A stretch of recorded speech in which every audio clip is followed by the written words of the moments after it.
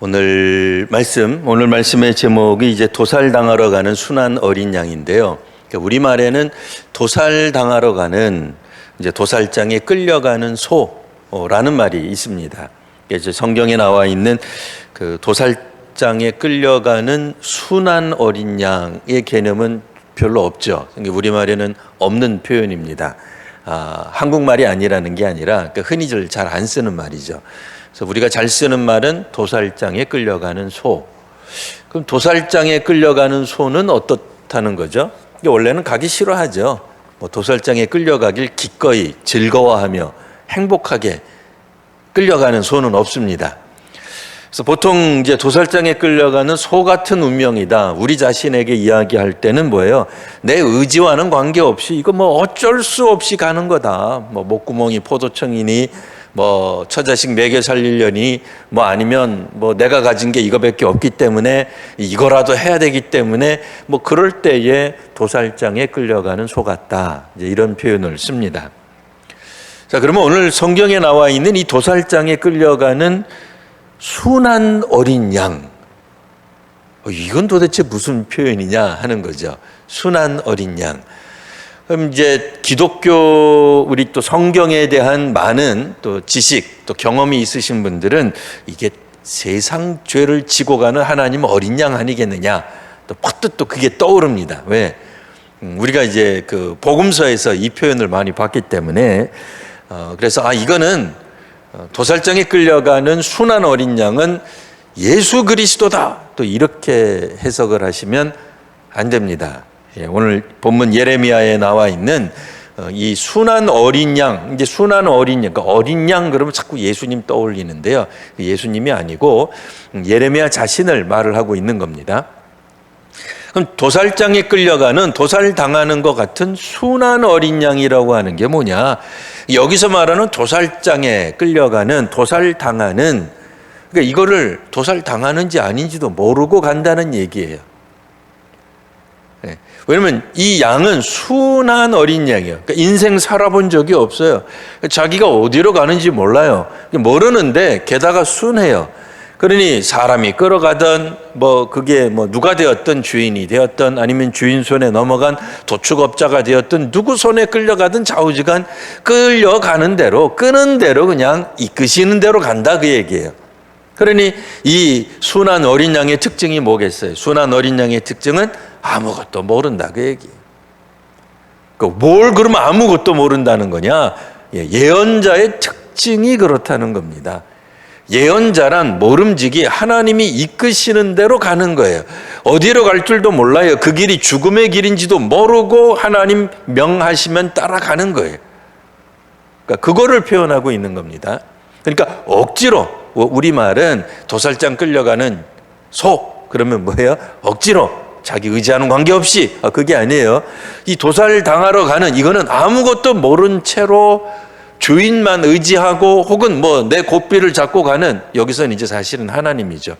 하나님의 말씀에 따라 무조건 순종하고 있는 순한 어린 양 같은 선지자, 예언자, 곧 예레미야 자신, 예레미야를 포함해서 수많은 하나님의 참된 선지자들을 말하고 있습니다.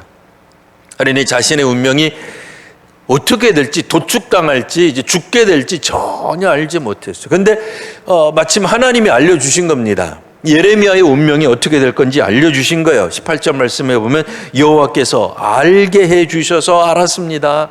우리도 그런 거 있잖아요. 왜 종종 이 공동체 안에서 나쁜 소문은 누가 제일 마지막에 들어요? 자기예요. 자기가 제일 마지막에 들어요. 나에 대한 나쁜 소문 자기가 맨 마지막에 알아요. 근데 누가 가르쳐줘요? 있어요. 꼭 그런 분이 있어요. 누구라고는 말 못하는데 있어요. 나를 기꺼이 아주 긍휼히 여기는 어떤 분이 와가지고, 아무개 집사 이리 와봐. 혹시 들어봤어? 내가 원래는 이 얘기 안 하려고 했는데, 원래는 안 하려고 하면 어떻게 해야 돼요? 하지 말아야 돼요. 안 하는 게 정답이에요. 근데 해요. 왜 하는지 몰라. 그러면 그냥 하면 되지. 내가 당신을 생각해서 내가 그냥 하면 되지. 꼭 안 하려고 했. 어쨌든 이게 오늘 중심 주제가 아닙니다. 근데 제가 이 예화를 잘 안 드는 이유가 예화를 들면 설교 내용은 기억 못하고 나중에 오늘 목사님 무지하게 웃겼어. 그것만 기억을 해요. 그러니까 그것만 기억하면 안 돼요. 설교의 핵심을 잡으셔야 돼요. 예, 어쨌든 마지막에 아는 특징이 있어요. 오늘 예레미야도 그런 거예요. 예레미야도 이 사람들이 온통 죽이려고 하는데 이 음흉한, 이 음험한, 이 무지막지한 내용을 맨 마지막에 알았어요. 누가 알려줘서? 하나님이 알려줘서. 18절 말씀에 보면 이렇게 나옵니다. 하나님이 알게 하셨으므로 내가 가로 열고 가로 닫고 비로소 알았습니다. 자기 여태까지 몰랐다 얘기해요. 왜? 하나님 말씀에 순종하고 예언하고 활동하고 사역하다 보니 주변 사람들이 나를 그렇게 생각하는지 꿈에도 생각 못했다는 거예요. 그들의 행위를 주께서 보여주신 거예요. 어떻게 19절 보시면 중간쯤 보면 이런 표현 나옵니다. 자, 우리가 그들이 획책하는 거예요. 그들이 계획하는 거예요. 우리가 그 나무와 열매를 박멸하자. 뭐예요? 완전히 없애버리자. 그 얘기예요. 나무만 없애는 것도 아니고 열매만 없애는 것도 아니고 나무고 열매가 할 것 없이 다 없애버리자. 완전히 멸절하자. 살아있는 자의 땅에서 끊어 이름이 기억되지 못하게 하자. 어이구야, 이 구약 성경 시대의 남유다 사람들의 이 언어적 표현이 굉장히 독합니다. 굉장히 부드럽게 말을 한 것 같지만 사실은 엄청난 얘기한 거죠. 뭐예요? 죽이자, 그 뜻이에요. 없애버리자. 우리 동양 스타일로 말하면 삼족을 멸하자, 구족을 멸하자, 그런 뜻입니다. 자, 그런데 문제는 뭐겠습니까? 그들이 하는 말을 선지자가 이야기하지 않아요. 나는 알지 못했습니다. 그러니까 선지자가 예레미야가 알지 못하는 가운데 주변에 있는 사람들은 세상에 이런 꾀를 내고 있었던 거예요. 근데 이 주변 사람들이 누구냐? 이 아나돗 사람이라고 하는 표현이 나옵니다. 뜬금없이 아나돗 나오니까 아나돗은 또 어디요? 우리 아나돗 한 번도 가본 적이 없는데, 아나돗은 예레미야의 고향이에요. 놀랍고 비참하게도 고향 사람들이 지금 이러고 있는 거예요. 자, 왜 그러는지는 조금 이따가 더 살펴보기로 하고요. 자, 그들이 꾀한 겁니다. 그러니까 아나돗 사람들이, 아나돗 주민들부터 시작해서 남유다 공동체 전부가 이 일에 가담한 거예요. 가담하고 이 일을 꾀하고 있는 겁니다. 이게 뭐겠어요? 여론을 형성하는 거죠. 사실 여론을 형성한다고 하는 것, 옛날 말로 하면은 이제 마녀사냥입니다.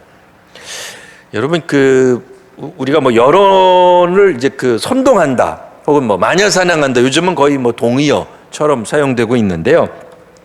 마녀사냥이라는 말에서 잠깐만, 이 설교 주제가 아닙니다만 잠깐만 짚고 넘어가겠습니다. 이 마녀사냥이라는 말은 사실 14세기에서 17세기에 유럽에서 이단자를 마녀로 판결하여 화형에 처하던 일들을 그냥 마녀사냥이라고 이야기할 수 있습니다. 그러니까 18세기 이후에 계몽주의 사상 때문에 점점 없어졌습니다. 어쨌든 마녀사냥을 간략하게 요약하면, 그러니까 다른 관점에서 설명하면 신앙에 속해 있는 사람들이 하는 행동이에요. 자기 신앙을 지키고자, 정확하게는 기독교 신앙이에요.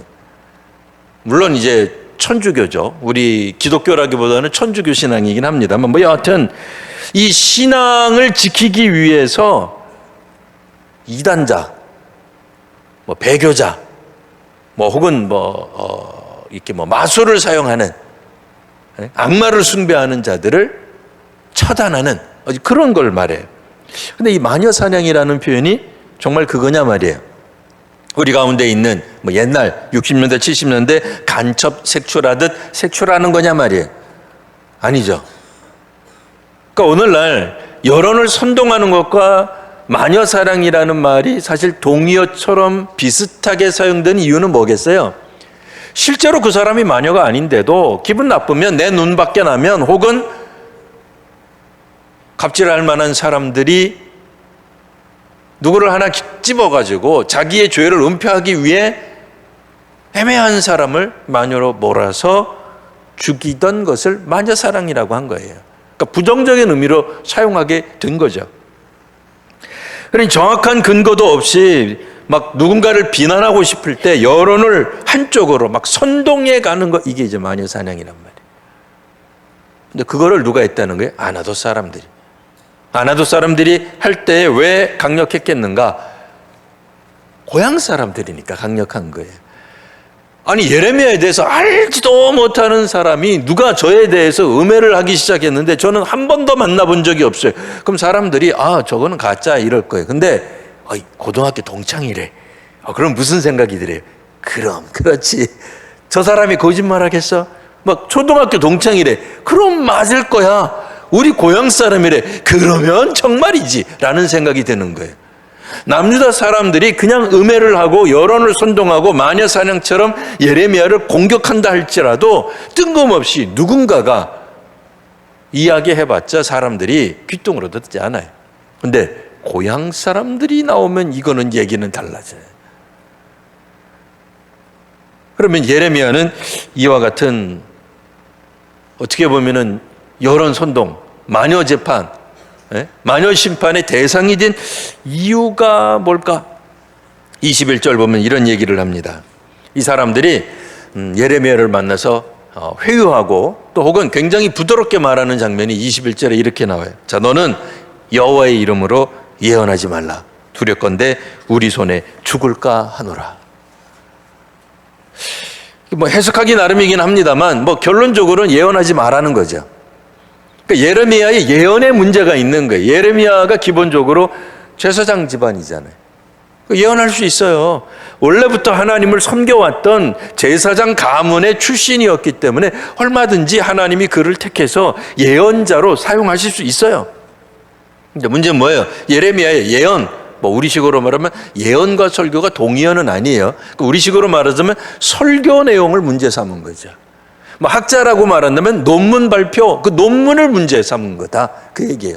정치인이라면 정책 그 자체를 문제 삼았다, 그 얘기예요. 자, 말이 나온 김에 오늘날 예언자 그러면 우리는 무슨 생각합니까? 예언자 그러면 미래에 일어날 일을 미리 말한 사람, 혹은 정말로 수년 전에 얘기했는데 맞춘 사람, 이런 사람들을 예언자라고 합니다. 혹은 예언이라는 말이 꼭 그렇게 종교적 의미로만 사용되지 않고 굉장히 광범위하게 넓게 사용되는데요. 이를테면 학식을 갖췄다든지 학위를 가진 거예요. 아니면 그분의 전문가예요. 그 사람이 시대를 읽어본 거예요. 수많은 경험을 통해서 자기가 혹은 자기가 갖고 있는 어떤 상식, 역사 의식, 혹은 학식, 경험, 이런 것들을 기초해서 무언가를 예견하거나 예고할 때도 마치 저 사람 예언가 같다, 이런 얘기를 폭넓게 사용합니다. 그러나 성경에서 말하는 예언가는 그렇게 단순히 어떤 자신의 가지고 있는 학위나 경험이나 어떤 의식이나 어떤 가치관에 따라서 미래를, 혹은 이 민족을, 이 공동체가, 혹은 이 지금 어떤 것들이, 어떤 단체가 이렇게 내버려두면 어떻게 될 거야 라고 예견하는 것을 예언자라고 하지 않았어요. 성경에서 말하는 예언자는 하나님께서 주신 말씀을 전하는 사람이 예언자입니다. 그러니까 오늘날 우리 시각으로 보면 예레미야는 현재적 시각, 한국 시각으로 보면 토착 왜구로 평가될 여지가 많아요. 이유는 뭘까요? 사실 오늘날도 그렇습니다만 예나 지금이나 위기가 아닌 적이 없어요. 다 위기죠. 위기가 아니었던 적이 있습니까? 60년대는 위기가 아니었어요? 60년대는 위기가 없었다, 태평성대였다. 아닙니다. 10년 전에 태평성대. 글쎄, 우리가 왕년을 추억하는 것은 왕년이기 때문에, 그리고 약간의 기억의 보정이 일어나요. 그래서 행복한 거예요. 혹은 슬플 때, 비참했을 때, 그것도 약간 기억이 수정되고 보정돼서 자기만한 산전수전, 공중전 겪은 사람이 없는 거죠. 여하튼 이 국가 비상사태 때 사실 우리는 회개와 또 자성의 목소리를 촉구하는 그런 예언가들이 많이 나타나기 마련입니다. 근데 기왕이면 우리가 승리할 것이다, 비록 우리가 위기를 경험하고 있지만, 재앙이 지금 눈앞에 있지만, 재앙이 지금 우리 눈앞에서 막 벌어지고 있지만, 뭐 이를테면 신에게는 12척밖에 없사오나, 뭐 이래야 이게 막 우리 속에서 말이에요, 막 애국심이 막 올라오고, 없더라도 뭐 집에 있는 뭐라도 그냥 몽둥이라도 하나 들고 그냥 나가서 싸울 것 같은 그런 뭐가 좀 있어야죠. 근데 예레미야가 뭐라고 예언했어요? 바벨론이 승리할 것이다. 바벨론은 하나님의 도구다. 바벨론에게 저항하지 말고 빨리 투항해라. 뭐 이런 내용을 예레미야가 선포한 거예요. 이 모든 재앙 뒤에는 하나님이 뒤에 있다. 하나님이 하시는 심판이다. 저주다. 망하는 거다. 그러니 바벨론에게 저항할 생각 꿈도 꾸지 말고 빨리 항복하자. 이제 바벨론에 너희들은 끌려갈 것이다. 근데 끌려가는 그 사람들을 중심으로 남은 자, 하나님께서는 다시 우리 이스라엘을 재건하실 것이다. 이런 얘기를 하는 거예요. 아니 12척 얘기를 해도 지금 위기를 이겨낼까 말까 하고 있는데 12척이 뭡니까? 다 포기해라. 바벨론으로 끌려가는 그들을 중심으로 훗날 하나님께서 새로운 나라를, 새로운 이스라엘을 재건할 것이다. 자, 근데 이 바벨론에 끌려가는 사람들이 누구예요? 바벨론으로 끌려가는 사람이 누구예요? 왕족, 귀족들이 후회라 그랬잖아요. 오늘날 우리 시각으로 말하면 뭐예요? 이 나라를 망하게 만든 작자들이에요. 그들이 제대로 못했기 때문에 우리 민족 남유다 왕국이 망한 거예요. 이 왕권 가진 사람들, 그렇잖아요. 이 귀족들 말이에요. 이 가진 사람들, 이 시대에 책임져야 될 사람들이 책임을 안 지고 엉뚱한 짓 하다가 우리는 다 나가서 전쟁에 나가서 죽고 빼앗기고 뭐 이러고 있는데 그들은 끌려간다고 바벨론으로 죽지도 않고. 그런데 하나님이 말씀하시기를 그들을 중심으로 훗날 새로운 세계를 재건하는 거예요. 뭐 이런 황당한 역사 전개가 어디 있습니까? 답답하지 않으세요? 그들이 책임져야죠. 책임질 사람들인데 어떻게 하나님은 우리 같이 정말 민초들을 중심으로 하나님의 나라를 새롭게 건설하실, 재건하실 생각을 하지 않으시고, 그렇잖아도 지금 바벨론에 의해서 몇 번이나 침공당해서 남유다 사람들이 자존심이 땅에 떨어져 있는데 친 바벨론 중심의 왕권이 세워져 가지고 우리 막 속상해 죽겠는데, 그나마 친 바벨론, 그러니까 바벨론 정부가 정권이 세운 남유다 왕이 역사를 가만히 보니까 바벨론이 힘들 때가 있었어요. 바벨론이 대제국이다가 보니까 뭐 북쪽에서도 전쟁 터지고 뭐 남쪽에서도 터지고 동쪽 서쪽 뭐 오만 가지에서 전쟁 터지자. 그럼 바벨론이 아무리 강대국이라도 정신이 없어지죠. 그러니까 한때 애굽이 힘을 회복한 적이 있어요. 그래서 바벨론을 같이 받은 거예요. 그러니까 바벨론이 통치하다가 정신이 없죠. 남유다 그 작은 나라에 사실은. 그러니까 그때 그 남유다 왕이 가만히 보고 있다고 바벨론이 제정신을 못 차리네. 이때 우리 독립하자. 애굽 가가지고 바로 우리와 함께 동맹을 맺자. 뭐 이러고 나서요. 그러니까 사람들 생각에 무슨 생각 들었겠어요? 야, 그래도 우리가 친 바벨론 제국이 세운 왕으로 옹립했는데 그래도 마지막에 역사 의식을 깨치고 우리 민족을 위하여 바벨론 정책을 펴는구나. 아싸 하고 좋아했을 거 아니에요. 웬걸? 그때 완전히 망해버려요. 바벨론이 정신 차리고 나와가지고 그렇게 기회를 줬는데 바벨론이 3번을 예루살렘을 침공을 해요. 3번. 할 줄 몰라서 그런 게 아니라 첫 번째 침공했다가 뭐 했겠어요? 왕족, 귀족들 싹 끌어가는 거죠. 두 번째 침공했다가도 또 남은 일부 왕족 또 뭐 이런 지도자급을 또 끌고 가는 거예요. 우리가 알고 있는 다니엘도 그 1, 2차 포로로 끌려갈 때 같이 끌려갔다 이렇게 알고 있는 거예요. 그래서 3차 때는 바벨론이 기분 나쁘니까 완전히 쓸어버려요. 그런데 예레미야 예언이 어떻다고요? 바벨론에게 저항하지 말아라. 바벨론은 하나님이 세운 심판의 도구다. 여러분 그 우리나라 역사 있잖아요. 우리도 막 혼돈되지 않으세요? 막 헷갈리지 않? 뭐 이런 하나님이 이런 기독교는 나는 안 믿을란다 이런 생각 안 드세요? 막 북한이 하나님의 심판의 도구다. 와 그래도 와 기분 나쁜데 일본이 일제가 하나님의 심판의 도구다. 이것도 기분 나쁘죠. 더 거슬러 올라갈까요? 당나라가 하나님의 심판의 도구다. 이런 말도 안 돼. 몽골이 우리나라를 침략해서 우리나라 왕께서 나가서 그냥 무릎 꿇고 사죄한 것이 하나님이 만드신 역사다. 얼마나 기분 나빠. 그런 소리 했다가는 능지처참 당하는 거예요. 조선시대에 그랬다가는. 그잖아요. 그게 무슨 기독교요. 그게 무슨 종교요. 예? 근데 남유다 왕국에서 예레미야가 그 말씀을 선포한 거예요. 남유다 사람들이 기분 나쁘죠. 확실히 나쁘죠. 아니 우리라도 나빠요. 우리라도. 그러니 아나도 사람들이 동네 사람들이 나서 야 이거는 다른 지파 사람들에게 맡겨서 될 일이 아니다. 다른 동네 사람들이 나서서 될 일이 아니다. 이거 우리 동네 사람들이 고향 사람들이 예레미야를 음해하는 혹은 죽이는 확실한 방안을 만들어내야 되겠다라는 게 아나도 사람들 입장에서도 이해가 되는 거예요. 아니 우리가 뭐 그게 옳다는 얘기가 아닙니다. 옳다는 얘기는 아니에요. 네. 자 그러니 오늘 말씀은 뭡니까? 예레미야는 자칫 오늘 우리들의 시각으로 보면 역사의식이 완전히 결연된 예언자처럼 보입니다. 그리고 오늘날 우리 같으면 이런 질문할 겁니다.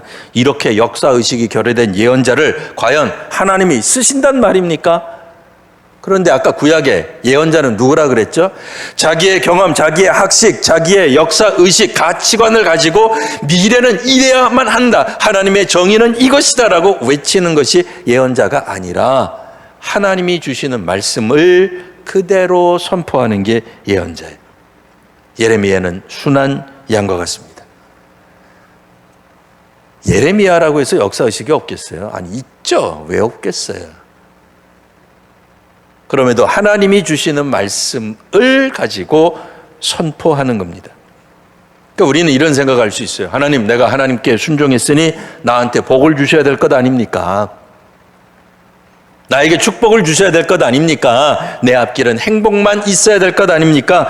웬걸 몰랐는데 하나님이 알려줘서 알았는데 동족들이 나를 죽이려고 형제들이 오늘 마지막 절 12장 6절에 이렇게 나오잖아요. 내 형제와 아버지의 집이라도 너를 속이며 내 뒤에서 크게 외치나니 그들이 내게 좋은 말을 할지라도 너는 믿지 말아라. 사실은 죽이려고 하는 얘기니까요. 그러니까 왜 이런 결과까지 오게 됐느냐 이거예요. 오죽하면 예레미야가 하나님을 향해서 다음과 같이 질문합니다. 12장 1절 내가 주께 질문하옵나니 예레미야가 질문하는 거예요. 내가 주께 질문하옵나니 악한 자의 길이 형통하며 반역한 자가 평안함은 도대체 무슨 까닭입니까? 있을 수 있는 일입니까? 하나님이 역사의 주관자시라면 어떻게 악한 자의 길이 형통하고 반역한 자가 평안한다 말이 됩니까? 나같이 순종한 사람들의 길이 형통하고 나같이 하나님의 말씀에 복종한 사람이 평안해야지. 악한 자가 반역한 자가 형통하고 평안한 게 웬 말입니까? 그러니까 오죽하면 한마디 더 하는 거예요. 2절 그들은 주께서 심으신 유다 백성입니다. 그런데 사실 어떻게 한 거예요? 주께서 심으시고 뭐 그렇게 해서 주님께서 역사하시고 은혜를 베푸셔서 장성해서 열매를 맺었는데 그 남유다 사람들에게 하는 얘기예요. 우리가 지금까지 잘 살고 행복해지고 부유해진 게 다 하나님 탓인데 그들의 입은 죽게는 가까우나 마음은 멉니다. 입만 열면 주님 우리 주님이 주셔가지고 평안을 주셔서 하나님이 나에게 복 주셨지. 그렇고 말고 입만 열면 주님이라는 단어가 수백 번도 더 나오는데 마음으로는 떠나 있는데 하나님 혹시 이거에 속은 겁니까? 이 역사가 왜 그렇게 흘러갑니까? 나는 뭡니까? 라고 말하는 거예요. 물론 그렇다고 해서 예레미야가 시쳇말로 하나님하고 맞짱 뜨자고 이렇게 하는 거 아닙니다. 그런 게 아니라 그런 마음을 지금 호소하고 있는 겁니다. 오늘 여기서 우리가 알 수 있는 것 한 가지가 있습니다. 형통하고 평안한 것. 우리가 이런 말들을 해요. 마치 욕기 같은 거죠. 어떤 사람이 형통하지 않아요. 어떤 사람이 평안하지 않아요. 그럼 사람들이 뭐라고 얘기해요? 다 네 탓이다. 네가 하나님 앞에 잘못해서 그렇다. 하나님 앞에 범죄해서 그렇다. 그래서 네가 병을 앓은 거고 네 사업이 쫄딱 망한 거고 네가 하는 족족마다 실패하는 이유는 너의 죄악 때문이다 라고 말한단 말이에요. 욥기가 말하는 것처럼. 근데 오늘 여기서는 남유다의 그 멸망에 대한 얘기가 아니라 예언자 자신에 관한 거예요. 하나님께 순종하고 있고 하나님 말씀대로 따라가고 있는데 형통하지 않고 평안하지 않은 고향 사람들이, 가족들이, 온 동네 사람들이, 온 국민이 반대하는, 마녀 사냥하는, 여론이 선동되는 일이 왜 벌어지는가? 이유는 하나님의 말씀에 순종하고 있기 때문이에요. 그러니 순종하는 사람에게 형통과 평안이 안 올 수도 있구나 라고 하는 지금까지 우리가 생각해 보지 못한 관점이 나오게 됩니다. 오늘 우리가 마땅히 살아가야 될 것은 도살당할 순한 어린 양이 되는 겁니다. 예레미야처럼 하나님이 주신 말씀에 따라 순종하는 겁니다. 물론 오늘 우리들에게도 역사의식도 필요하고 학식도 필요하고 경험도 필요합니다. 그런 것들이 불필요하다거나 우리는 오로지 하나님이 하시는 말씀에 따라 살기 때문에 세상 학문 다 필요 없다, 그런 얘기하는 거 아니에요. 그럼에도 세상 사람들이 우리를 손가락질할지 몰라도 믿음의 사람들은 그 믿음의 경계선이 있는 거예요. 어떤 선이 있는 거예요. 그래서 그 선에 따라서 실천하는 거죠. 따라 나가는 겁니다. 그것 때문에 우리가 마땅히 복을 받을 줄 알았는데 웬걸 돌멩이를 맞고 죽을 수도 있는 거예요. 그게 순교의 길이죠. 그게 순종의 길입니다. 하나님의 말씀에 따른다고 하는 것은 이처럼 예레미야가 보여준 순종의 모습, 순한 어린 양의 모습과 같습니다. 비록 예레미야가 중간에 오늘 하나님 앞에 막 호소하고 자신의 심정을 막 이렇게 토로하는 장면이 있긴 합니다만 그렇다고 해서 예레미야가 이제부터는 하나님 나 안 섬길랍니다, 순종 안 할랍니다, 이제부터는 나에게 형통도 주시고 평안도 주셔야만 내가 움직일 겁니다, 적당한 보상을 해주셔야 내가 움직이지, 하나님 보상도 안 해주는데 내가 그까이까 하나님 말씀에 순종하겠습니까? 이러지 않았어요. 그렇게 한 게 아니에요. 예. 그럼에도 여전히 예레미야는 순종하고 나아갑니다. 오늘 이 땅에 성도와 교회가 마땅히 가야 될 길, 그 길을 예레미야가 보여주고 있으며 또 예레미야의 선포, 예레미야의 예언의 내용 속에서 왜 바벨론에게 항복하라고 했는지, 왜 바벨론에 끌려간 사람들에 의해 주께서는 새로운 다음 유다를 재건하시겠다고 말씀하시는지는 다음 성경을 읽어야 알 수 있어요. 궁금하신 분들은 내일 새벽 기도회 영상을 꼭 참여하시고 이번 주 빠지지 마시고 새벽 영상 함께 참여해 주시기 바랍니다. 기도하겠습니다. 주님, 주의 말씀에 따라 순종하던 예언자의 모습을 우리가 살펴보았습니다. 오늘 저희가 하나님의 말씀에 참으로 순종하게 하여 주시옵소서. 우리의 학식과 경험과 가치관을 가지고 성경을 읽는 것이 아니라 하나님의 뜻을 재단하고 또 이렇게 편집하는 것이 아니라 주의 말씀에 온전히 순종하는 믿음의 사람들, 믿음의 한국교회가 되게 하여 주시옵소서.